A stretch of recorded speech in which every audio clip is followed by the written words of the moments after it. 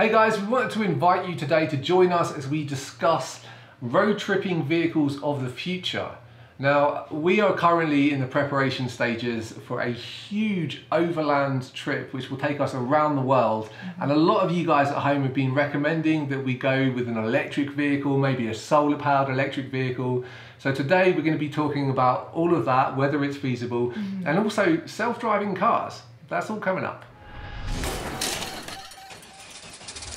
So those of you that watch our channel would know that we drive an old Volkswagen bus, which is far away from these new vehicles that are coming out at the moment. Yeah, but we were approached by Waymo, who asked us if they could sponsor this video when we talk about these road tripping vehicles of the future. Some of you might not know who Waymo is, but they started out as the Google self-driving project, and their cars have already driven over 5 million miles since 2009. I can't believe that we live in a time when self-driving cars actually exist. No, it's not like Back to the Future. I'm gonna pinch myself. Yeah. There's actually a video that you can see on the Waymo website which lets you see exactly how it works and allows you to have that 360 experience of being in a self-driving car. Now, these self-driving cars, you can't take over it. It's a fully automated self-driving car. You can actually sit in the back seat and the vehicle will drive itself. Yeah, it looks pretty creepy. When you watch the video, the 360 video, there's no one in the front seat and you just see the car just driving itself. It's incredible. Like, they have cameras on top of the vehicle, which has like a 360-degree view of everything and all sensors, so they can detect pedestrians and cyclists. I think they said up like I don't think it's quite miles away, but 3 football fields. Well, how long is that? It's further than most people would see. This self-driving car thing is quite interesting because one of the major driving forces behind the Waymo project is to make transport safer. When you look at the statistics of like traffic accidents, it's scary. Yeah, I think something like 94% of crashes on the road is from human error. So that's from like being drunk, just being distracted and all that stuff. So if they can eliminate that, the roads will be a lot more safer. Yeah, so, I wonder what you guys think about self-driving cars, because like, I would really like to know what your opinion on this kind of new technology, because it's new for all of us. All of us grew up with kind of traditional manual driving vehicles, like where there was a person behind the seat. So this is just... I think a lot of people would feel a bit nervous having a vehicle drive itself. Yeah. And not having control over it. But I actually think it would be safer than having a person behind the wheel. I think there would be far fewer accidents if all the cars were self-driving. But I think that some people would kind of have a bit of a resistance about adopting, you know, giving up your kind of freedom to drive the vehicle. I quite like interacting with the vehicle. I grew up driving a vehicle. I drive a manual shift vehicle.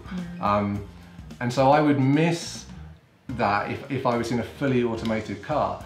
But if the roads are going to be safe, I'd prefer the roads to be safer and less deaths on the road than having exactly what Leah said. I mean, that is the number one reason why I would like to have this. Yeah. I think I would like to have 2 cars though. One that was fully automated and then one that I could rip around in the backcountry off-road, you know, be a petrol head, as they say in the UK. But check out the video. I think we're going to have the link below and just see how it works yourself, because it's really, really cool and kind of trippy to see. What do you think about actually road tripping in a self-driving car? I mean, think about that. You could just get in the back and you could just like work or do anything. Yeah, work, play cards. You can go have a drink at the pub and get in the car and go let the car drive you. I wonder what the social implications of drink driving when it's a self-driving car. Well, you're not driving, so...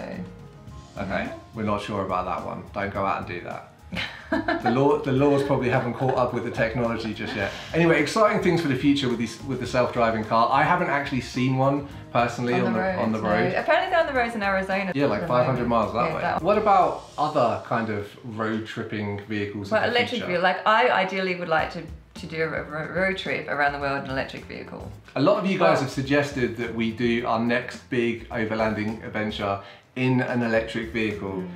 And we really like the idea of that, to be perfectly honest with you. For environmental reasons, we'd feel a lot better about not burning a bunch of gasoline. Yeah. It would probably be cheaper to charge the vehicle all around, but how feasible is it? Yeah, I actually Googled and to see where how many charging stations there were around the world, and there were a lot more than I thought there were, but there still isn't enough to get yourself from A to B and keep going. Like I think you'd run out of charge a lot, and that would be a nightmare. It's kind of like driving a Volkswagen bus where you break down every couple of miles.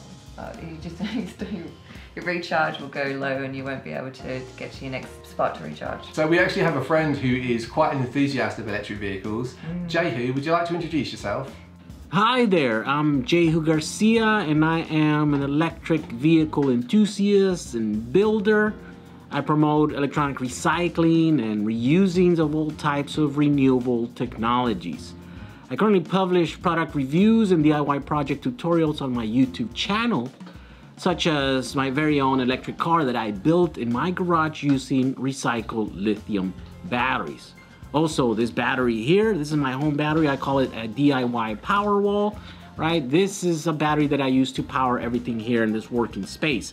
That battery is charged using solar panels that are up on top of my roof. So everything that I do here in this working space is powered by renewable and clean energy. So obviously Jehu is very knowledgeable on all this stuff, and we asked him what would be the biggest showstopper for driving an electric vehicle around the world or doing long trips in an electric vehicle. The first thing you're going to be concerned about is range. Currently, battery technology is around the 250 watt-hour per kilogram mark, which translates to around 1 to 1.5 kilometers of range per kilogram of battery that you can install on board a vehicle. Just for reference, here's a 3.5 kilogram block of battery. This is good for about 5.5 to 6 kilometers of range. That's why the current range limits for a small to mid-sized vehicle, it's around 400 kilometers of range per charge. But keep in mind that that requires an incredibly large battery, that it's still quite expensive. If you were planning on doing a round-the-world road trip like you are right now, you would definitely find it challenging in some places to find a charging infrastructure. Here in California and other equally progressive places, you know, the large cities are littered with charging stations and there's little to no problem getting around town. But as soon as you leave the major metropolitan areas and hit the open road, well then that's when the challenges begin, because there are very few charging stations. Then there's also the issue of low power charging standards that exist today, right? With level 1 and 2, charging a car with any decent range takes upwards of like 7 to 10 hours to fully charge it, which can be considered too slow for traveling purposes. And there are DC fast charging standards, right? But those are not quite there just yet. So electric vehicles seem like a really good choice for the modern day commuter and people that are tied to a metropolitan area. I don't think it's particularly the best choice of vehicle for heading across mountain ranges or continents as we intend to do. Not yet, in the future maybe. Yeah, as soon as that is possible, we want to do it. Like we are 100% behind doing an electric powered road trip in the future, like a huge expedition, but I just don't think the technology's there yet. The problem is that there's high power chargers all over the country, but once you get to the more rural areas, you may not find that, and you may be just tied down to like a 110 standard AC electrical connection, which would just take hours and hours to put that much current into your battery. Some of them, the charging points are really fast. Yeah, the fast ones that are dedicated for EV vehicles, but I mean, when you're in like Kazakhstan and there's actually one in Kazakhstan, like I said when I was looking at the the map of where the charging stations are. There's one in Kazakhstan, in the middle of nowhere, which is like... There's probably one guy with an EV in Kazakhstan. Yeah. Maybe they're leading the world. I'm sorry, Kazakhstan.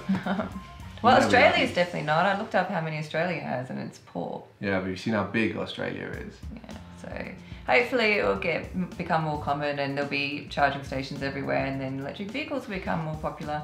I know what you're thinking. You're thinking solar-powered electric vehicle. You can go around the world as many times as you want. You can drive forever. You can go anywhere. You're not tied to any kind of grid. It sounds like the ultimate freedom. So what about solar-powered vehicles? Are those possible? You know, definitely there are plenty of university projects that can be used as an example of this working, right? But due to the current limit of 1 kilowatt per square meter, It means that the average size vehicle can only theoretically generate about 2.5 to 3 kilowatt hours of solar energy per day, right? Per solar day, which equates to about 15 to 20 kilometers of range on a full-size vehicle.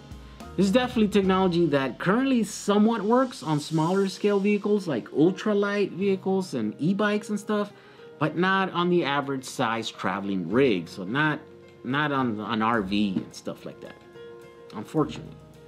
It's kind of disappointing, isn't it, to think that we are not quite there yet with solar-powered electric vehicles. It's just not feasible for the kind of trip that we have planned. Maybe when they invent solar paint, it's coming.